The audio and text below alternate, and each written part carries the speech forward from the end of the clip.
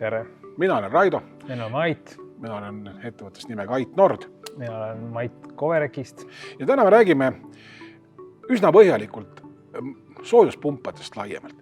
Maasoojuspumpadest, õhkveest, jahutusest, küttest, tarbeveest ja seda läbi praktiku silmade. Kui me nüüd hakkaks päris algusest peale Mait sinuga mõtlema soojuspumbast, ehk siis tegelikult on ju kaks põhivalikut meil, kas meil on maasoojuspump, meil on õhkveesi soojuspump. Mida sa Mait soovitaksid? Mina soovitaksin seda, mis inimesele kõige parem oleks.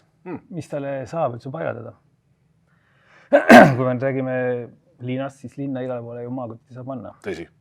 Siis on nagu mõistlik kas puurida, aga puurimine ka alati ei ole võimalik. Sa mõtled, eks ole energiapuur ka. Jaa, just täpselt. Just. Ja kui see ka välja langeb, siis ikka õhkvett. Ega meil muud ei olegi.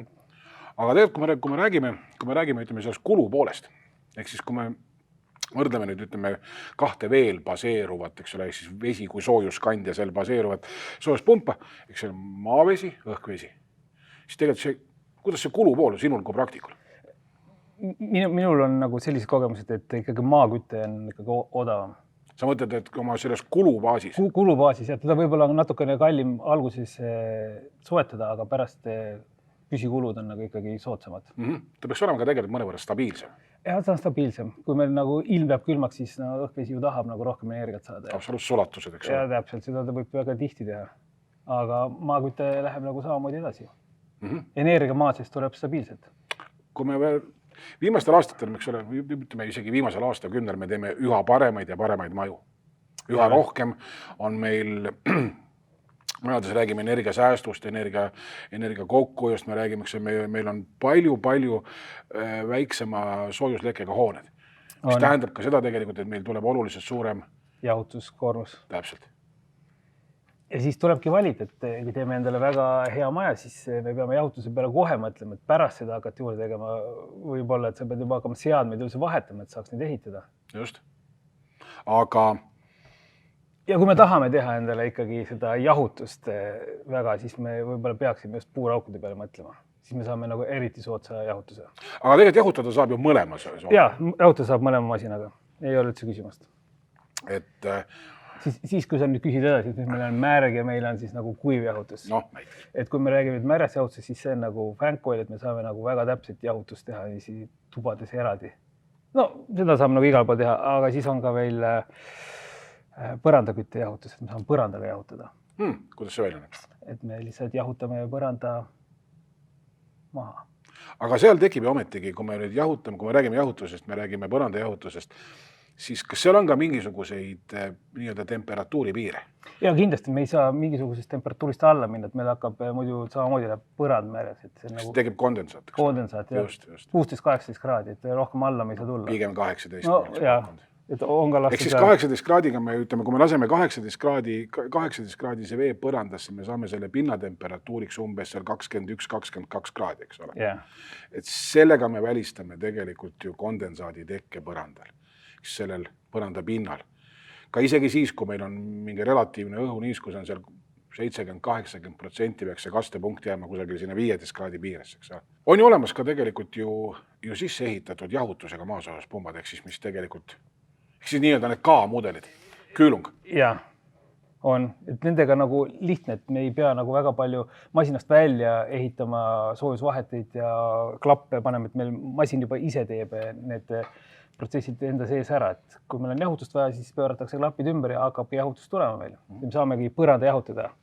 Eks tegelikult välisõhu temperatuurist me automaatselt hakkab masin tegema, kuidas me ise talle ette seame ja nii hakkab jahutusprotsess pihta, et ta võib ka öösel meil kütta, külmaks läheb ja päeval jahutada. Jah, Eesti kliima ju selline on, eks ole, meil on see temperatuuri diferents, eks ole, päevas ja öise vahel on suhteliselt suur. Võib-olla kõva, jah. Näiteks ka täna paistab päike öösel, kumab kuu. Ja täpselt, ja on külm. Nagu multifilmis. Mis veel on, ütleme, kui me nüüd räägime nii täiesti tarbija vaatevinklist, eks ole, et kas nüüd maasoojuspump, õhk-vesisoojuspump, mis võiks olla need plussid, miinused niimoodi kokku tuues, et ma saan aru, et õhkvesi on võib-olla mõnevõrra ta on lihtnem ja kiirem paigaldus. Jah, kindlasti. teisalt jälle, eks ole, on meil õhkvesi soojuspumbaga meil müra, sellest me räägime võib-olla veidi hiljem, veidi täpsemalt. Mis meil veel? Krundi suurus kindlasti, eks ole. Kas me saame üldse maakütet paigaldada ka puuraukudega, ehk siis energiapuuraukudega? Ja see paneb palju piir ette. Kui maad on, siis tasub ikka maakütte panna. Ma olen sinuga täitsa nõus. Ja isegi see lihtsalt on nii, seda alguses ei tasu raha kokku hoida, raha me hakkame lugema siis, kui meil see asi tööle pannakse. Just, ehk siis tegelikult väiksed, madalad püsikulud. Püsikulud on madalad, jah. Just. Kuidas sa Mait dimensioneeriksid seda soojuspumpa? Ehk siis, kui suure soojuspumba sa valiksid majale? Ütleme, ehk siis, mis need oleks need põhikriteeriumid, kui mul on, ma toon näiteks, mul on 150-160 ruutu maja, kui suur see soojuspump peaks seal olema? Kui me räägime tänapäevasest uusehitisest, mis on, kõik omanikud ütlevad ju alati, et maja on väga hästi ehitatud.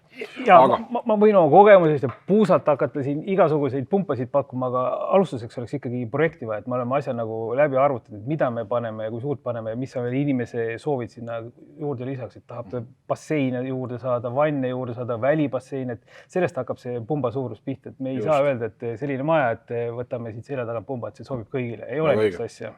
Väga õige. Ehk siis tegelikult andmed, lähteandmed on kõige olulisem. Alustame üldse kliendi soovidest ja siis hakkame arvutama ja siis me saame teada, mis see nagu hea ja õige on. Just, täpselt nii. Kui ma küsin sulle veel Mait selle projekti kohta, millest me ennist rääkisime, kui raske või kui keeruline see protsess on selle projekti loomeks? Teed sa selle ise? Jaa, me võime selle ise ka valmistada. Kui klient tuleb meie juurde, me istume maha, paneme kirja, mis tal vaja on ja siis me hakkame seal samas laduma, et meil on niisugused head programmid, et vestluse lõpuks on meil olemas teada, et mis pumpa vaja, milline see projekt on ja kas see meil mahub sinna ja kõik sellised asjad. Et saab, kõiki saab. Väga hea. Ehk siis tegelikult, kui me paneme selle asja mingis mõttes ajalisse järjekorda, siis kõigepealt on ikkagi tegelikult arusaamine, mida klient vajab. Me valime sealt edasi talle selle soojuspumba. Sealt ütleme, me teeme mingisugused valikud kliendi jaoks, kas ta on see õhkvesi soojuspump, on ta seal maavesi, ta seal jahutusega, kui palju tarbevetteks, mis tal on seal veel mingisugused, ütleme, soojustarbijad, on see siis ventilatsioon, ventilatsiooni eelkütte, ventilatsiooni järelkütte, ventilatsiooni jahutus.